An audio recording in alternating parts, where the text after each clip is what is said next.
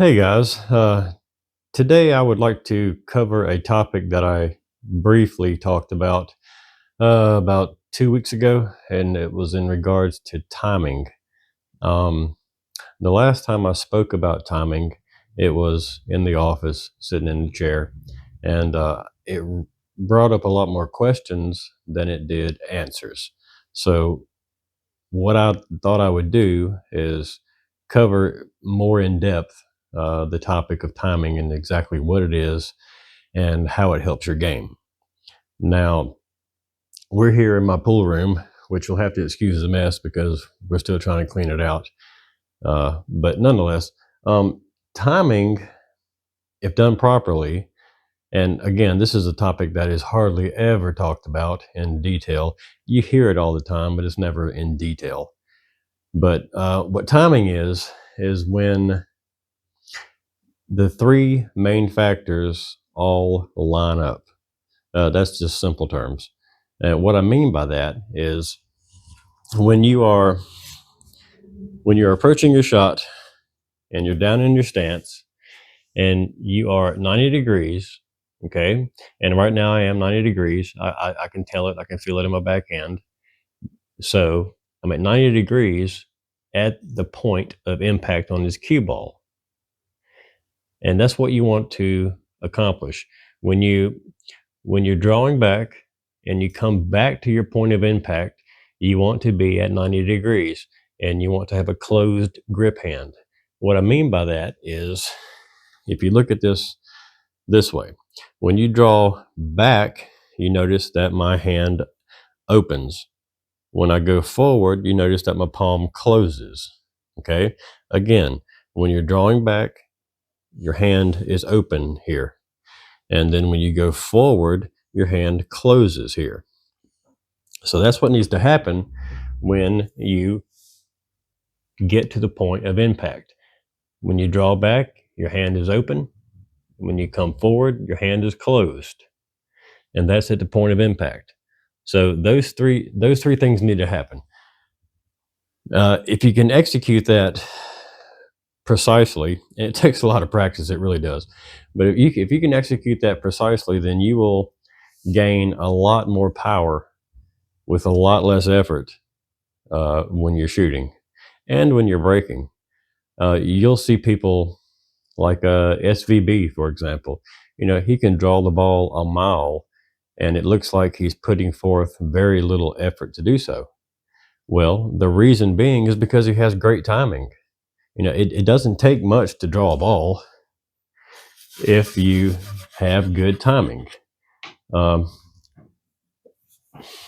if you notice, say right here. Now, watch how easily I hit this ball. I mean, just very, very effortlessly. It's like I'm barely touching the ball. Watch how far it draws. And so I barely touched that ball, and I drew it back to the rail. And that's because of good timing. What I mean, to go further in depth, what I mean by that is, if you're down here in your shot, let me move these up a little bit. If you're down here in your stroke and your grip hand, again, I'm at 90 degrees right now. But if I move my grip hand up here, this is exaggerated, but if I move my grip hand up here and then I come back, I can't, I'm coming back at 90 degrees. And then when I go forward, I'm already starting to decelerate in my stroke.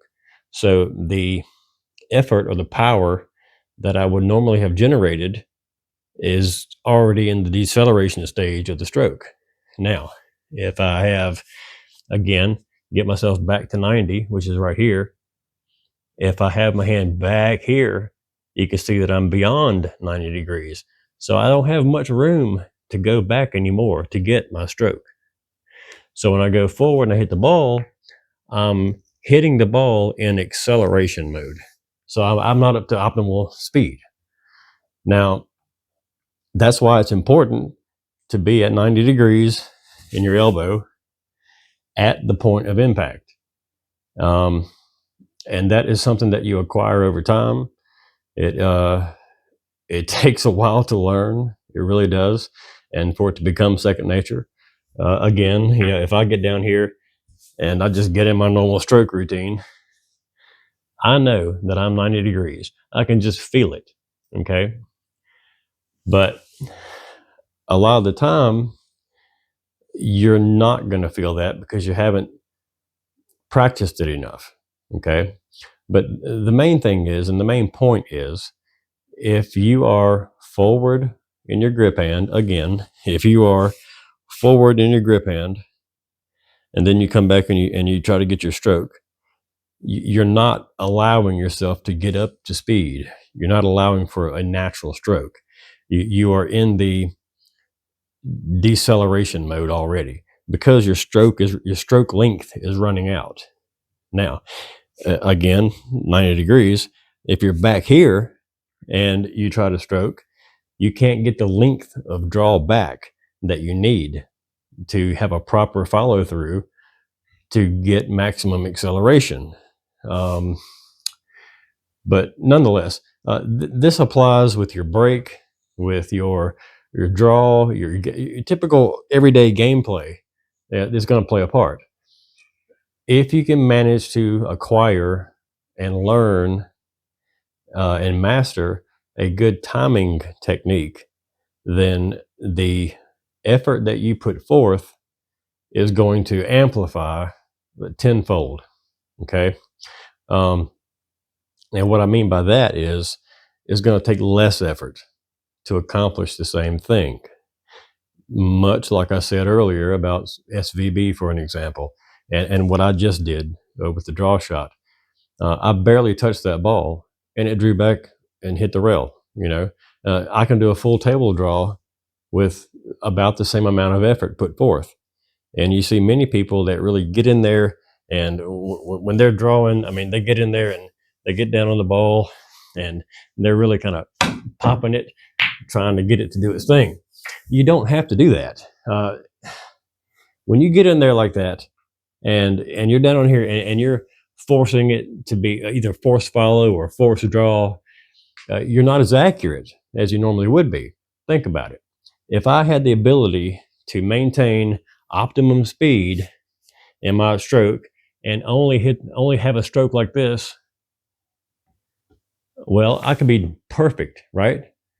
Because I can go exactly back to where I wanted to be on the ball, where I envisioned it. Whereas if I'm really fast in my stroke, like this, there's more of a chance that I'm not going to hit it where I intended to hit it. Notice my head was moving. The faster you stroke, the more your head's going to bob. And you have to keep that bean still. You don't want to move your head. And that's another facet. When you're stroking, and I'm going to miss the ball, but when you're stroking the ball, you do not want to move your head. The only thing that moves is your arm. That's it. And I'm following through about 6 to 8 inches. And that's all you need to follow through if you have good timing.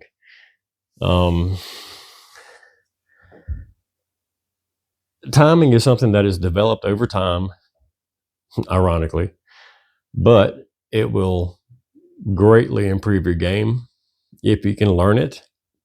And the problem with learning it, like I said, nobody really takes the time to explain what it is.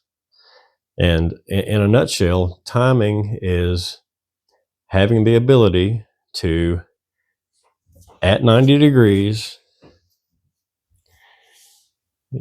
you're at the cue ball. When you come back and you come back again and reapproach that cue ball, you're back at 90 degrees upon impact.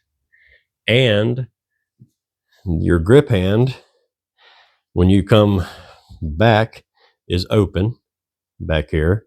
And then when you come back to the point of impact, it closes back up again. And of course, when you follow through, the front of it is reversing. You're opening up the front end. So that's one fluid motion. Now, I'm exaggerating this, but that's one fluid motion. You want to be open in your backswing with your grip hand. At the point of impact, you're closed. And then when you follow through, it opens up a little bit in the front. Okay? That is a smooth, solid stroke. Because if you don't do that, one, you're messing up your timing. It's making it crazy. But two, you're changing the stroke of the cue. If you do not have an open bridge here, come back closed, go forward and release the front end open a little bit, your cue is going to scoop and dip. Okay, you don't want to do that. While your elbow is showing a pendulum effect, and that's the only thing that I'm moving is my elbow, notice that the cue is not reacting to that. It's going straight. If I did not have that motion, my cue, you'll notice, is seesawing. And that's because I'm not using the open hand when it's back, perfectly closed at point of impact, and slightly opened up when you go through. If you can learn that, then you'll automatically develop good timing. And here again, this applies to your break and to normal gameplay, and especially in your power shots, like your extreme draw and force follows and punching the ball and things like that. You have to have good timing to execute those properly. And I can't express enough how proper timing can allow you more energy with less effort. It's much like golf. You know, if you're sitting here with a golf club and you're teed up, well, when you come back, okay, I'm not going all the way back because I hit my cue, but when you come back and then you come back through, it's one fluid motion. But at the point of impact, you're in the exact same position that you were before you began your backstroke, your backswing. It's the same thing in pool. It's just like fishing. If I'm throwing a fishing rod, I gotta do this so I hit the ceiling. But if I throw a fishing rod, okay, my hand is open back here, right? And then when I get back to where I was, my hand is closed again. And then when you follow through, it opens up here. All right, right? It's the same thing. It's the exact same process. It's the same stroke. And you want to be able to do that on the pool table. You have to excuse the cat. He's crazy. But anyway, I'll do that one more time. I'm not even going to chalk the cue. And watch how little effort I put into this draw. And I barely touched the ball. Okay. And now you can use that to your advantage. Once you get your timing dialed in, then you go back and you really say you have to draw the full table or the table and a rail to get position. Then at that point, once you've mastered your timing, you can apply a little more speed, a little more force, and get the same effect and have it magnified to travel that extra distance, you know. But then you get into a topic called touch. And unfortunately, I can't teach you touch. That's something that you're going to have to learn on your own. That's more of a mental thing. When you get into the touch factors, you have to envision, say, a draw shot. You want to draw at 12 inches. Well, you have to envision that happening in your mind and feel it happening, see it on the pool table before you do it. And that will help you develop your touch. But that's about as far as I can go in that, or anybody else. I wish I could teach you touch. I'd sell it $1 million a cup, but I can't. Anyway, I hope that helps you better understand what timing is and what it does. But again, I have never seen a video that fully explains timing. Again, you hear it talked about all the time, whether it be a commentator or a coach or somebody like that, but they don't really get into details about the mechanics of it and what it really is. Uh, anyway, I hope you enjoyed that. I hope it was helpful. And I know this wasn't a long video, but it was an informative one that I think you will find useful. And again, sorry about the cat. I don't like him on my table, but he will be either way. With that note, I'm going to close this one out. If you have any comments, please put them in there. Please like and subscribe to the channel. We have more of this stuff to come, uh, including how-to videos. Ed's doing how-to videos as well. I am going to also, with my how-to videos, I'm also going to show you more stuff on the table as far as playing and trying to help your game. So with that note, I'm going to go ahead and close this out, and I will see you next time. Please like, share, and comment, and we'll see you soon. Hope it helped. Thanks, guys.